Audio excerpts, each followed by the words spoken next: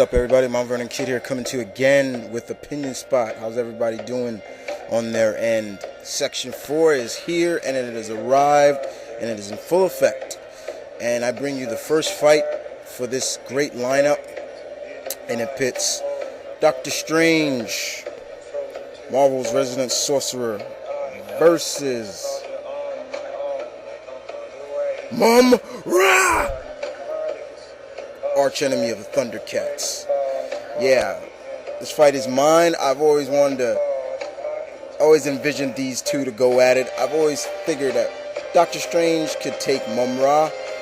So let's start off with Dr. Strange, shall we? Dr. Strange, of course, is one of the beloved characters of Stan Lee. Stan Lee has gone on to say it plenty of times. It is one of his beloved characters he's created. Though he is not the Sorcerer Supreme anymore, he is still a great sorcerer. Nonetheless, he's a very valuable ally to the various heroes of the Marvel Universe. And he's been the leader and founder of the Defenders. You know, he's on the New Avengers currently right now. And of course, he's been a member of the Illuminati, which he still is. Dr. Strange, of course, as you all know, in the beginning of his time, was an arrogant neurosurgeon. Very arrogant, very brash. Thought he can do everything, until fate said, you know what? Because of your arrogance and cockiness, I'm going to take the one thing a surgeon needs in doing their job correctly. Your hands, the use of your hands. And that's what happened. He searched and searched until he met the Ancient One. The Ancient One taught him the mystic arts.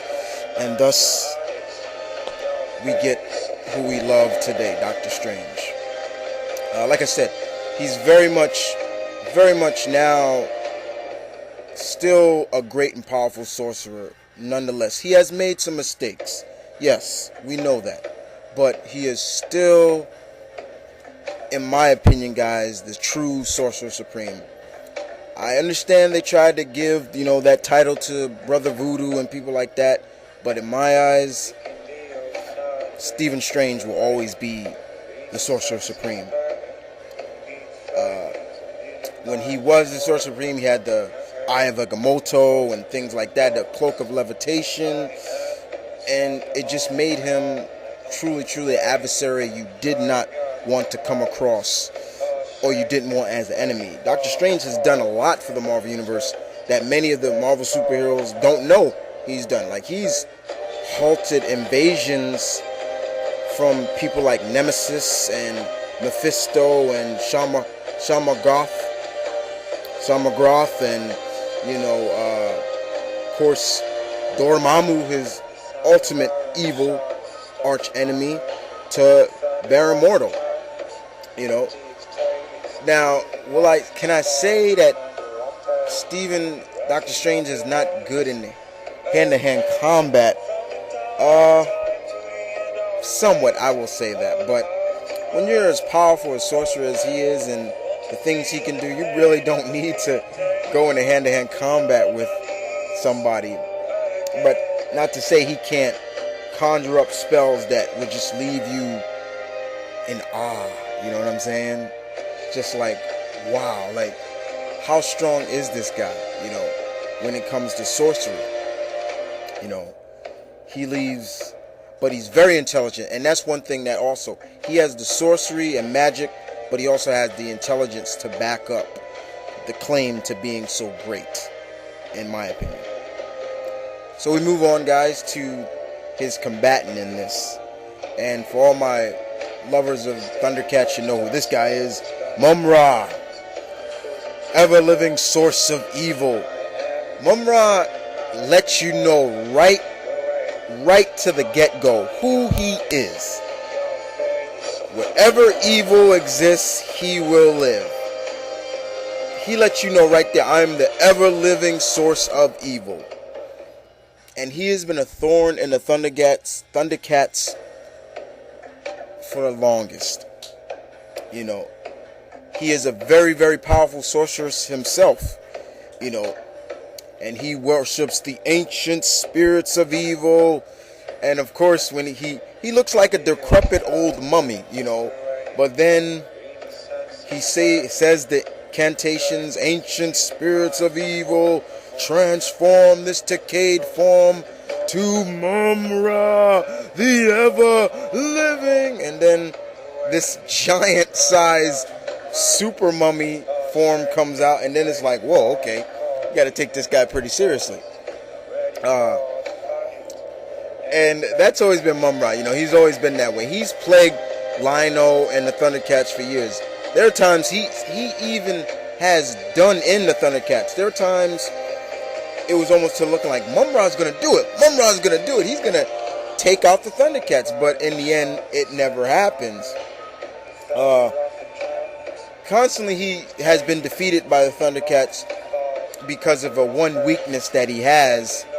And of course he's always said it wasn't that. It's the Sword of Omens that plagued him. So over time, later on, Mumm-Ra got his own sword, the Sword of Plundar. It was like a double-edged sword that you can see right there, that he would battle during fight Lion-O when he was using the Sword of Omens. But nonetheless, he is a very powerful sorcerer, demon sorcerer, and we've seen him use his powers to a T. Very strong, very powerful, and he's able to morph into things, you know, things like that. It's not just spells and hexes and things like that, able to shoot energy beams out, but he's able to cloak himself and transform himself into different beings. He's tricked the Thundercats plenty of times by putting on forms of other native Third Earth natives to get into their lair and things like that. So, but Mumm-Ra is very, very highly mischievous, as I want to say. So that's pretty much Mumm-Ra to a T, in my opinion. So as for a battle, like I said, I can see Mumm-Ra as the enemy of Dr. Strange. And in terms of the battle, the way I look at it is Mumm-Ra wants the things that Dr. Strange had, or let's say he still had the Eye of Agamotto and all that.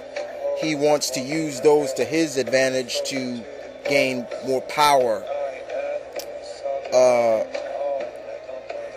But I definitely see them going at a very good sorcerer battle. You know, who's got the better spells. But also, I think from time to time, once again, Dr. Strange will use his head and find out, exploit Mumm-Ra's weakness.